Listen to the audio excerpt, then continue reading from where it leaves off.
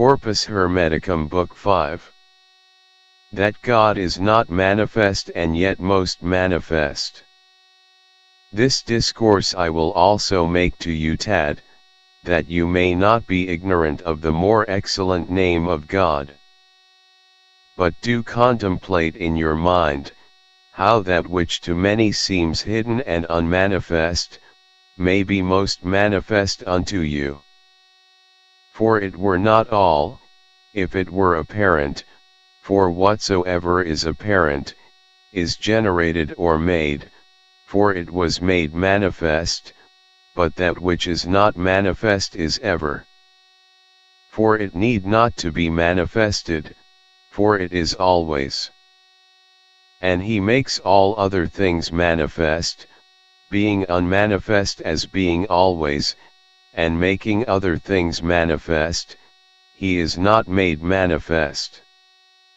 Himself is not made, yet in fantasy he fantasies all things, or in appearance he makes them appear, for appearance is only of those things that are generated or made, for appearance is nothing but generation. But he is that one, that is not made nor generated, is also unapparent and unmanifest. But making all things appear, he appears in all and by all, but especially he is manifested to or in those things wherein himself listens.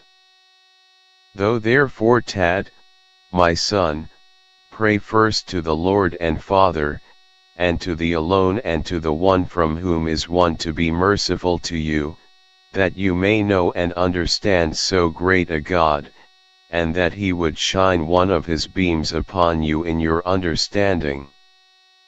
For only the understanding sees that which is not manifest or apparent, as being itself not manifest or apparent, and if you can't, Tad, it will appear to the eyes of your mind. For the Lord, void of envy, appears through the whole world. You may see the intelligence, and take it in your hands, and contemplate the image of God. But if that which is in you, be not known or apparent unto you, how shall he in you be seen, and appear to you by the eyes? But if you will see him, consider and understand the sun, consider the course of the moon, consider the order of the stars. Who is he that keeps order? For all order is circumscribed or terminated in number and place. The sun is the greatest of the gods in heaven, to whom all the heavenly gods give place, as to a king and potentate, and yet he being such a one, greater than the earth or the sea, is content to suffer infinite lesser stars to walk and move above himself. Whom does he fear all the while? Sun. Every one of these stars that are in heaven, do not make the like, or an equal course. Who is it that has prescribed to every one, the manner and the greatness of their course? This bear that turns round about its own self, and carries round the whole world with her, who possessed and made such an instrument? Who has set the bounds to the sea? Who has established the earth? For there is somebody, Tad, that is the maker and Lord of these things. For it is impossible, son, that either place, or number, or measure, should be observed without a maker. For no order can be made by disorder or disproportion. I would wish it were possible for you, my son, to have wings, and to fly into the air, and being taken up in the midst, between heaven and earth, to see the stability of the earth, the fluidness of the sea, the courses of the rivers, the largeness of the air, the sharpness or swiftness of the fire, the motion of the stars, and the speediness of the heaven, by which it goes round about all these. O son, what a happy sight it were, at one instant, to see all these, that which is unmovable moved, and that which is hidden appear and be manifest. And if you will see and behold this workman, even by mortal things that are upon earth, and in the deep. Consider, son, how man is made and framed in the womb, and examine diligently the skill and cunning of the workman, and learn who it was that brought and fashioned the beautiful and divine shape of man, who circumscribed and marked out his eyes, who bored his nostrils and ears, who opened his mouth, who stretched out and tied together his sinews, who channeled the veins, who hardened and made strong the bones, who clothed the flesh with skin, who divided the fingers and the joints, who flat and made broad the solace of the feet, who digged the pores, who stretched out the spleen, who made the heart like a pyramis, who made the liver broad, who made the lights one matter, and how many works in one superscription, and all exceedingly beautiful, and all done in measure, and yet all differing. Who has made all these things? What mother? What father? Only God, that is not manifest, that made all things by his own will. And no man says that a statue or an image is made without a carver or a painter, and was this workmanship made without a workman? O great blindness, O great impiety, O great ignorance!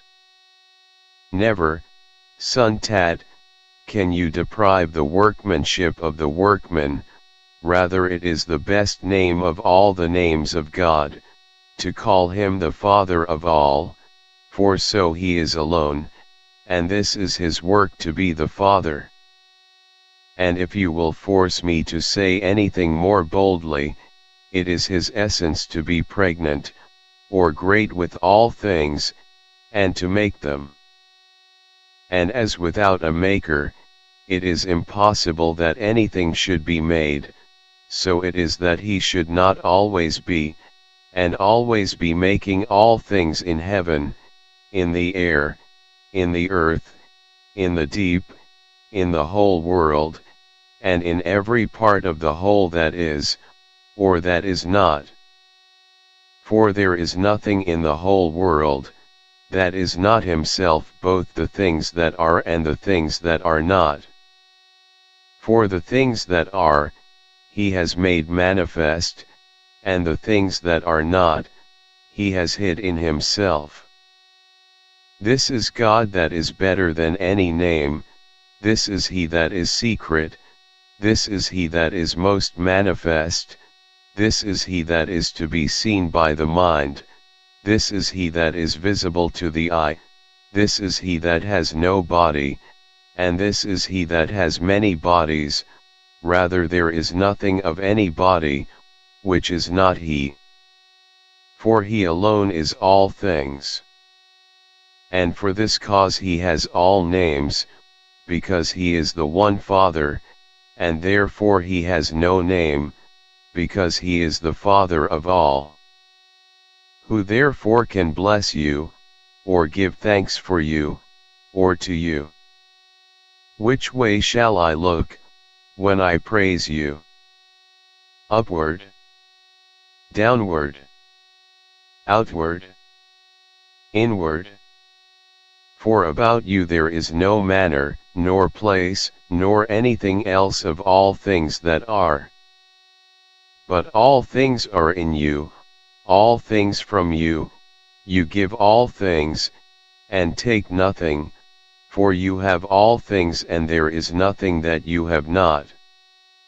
When shall I praise you, Father, for it is neither possible to comprehend your hour, nor your time. For what shall I praise you? For what you have made, or for what you have not made? For those things you have manifested, or for those things you have hidden? Wherefore shall I praise you as being of myself, or having anything of my own, or rather being another's?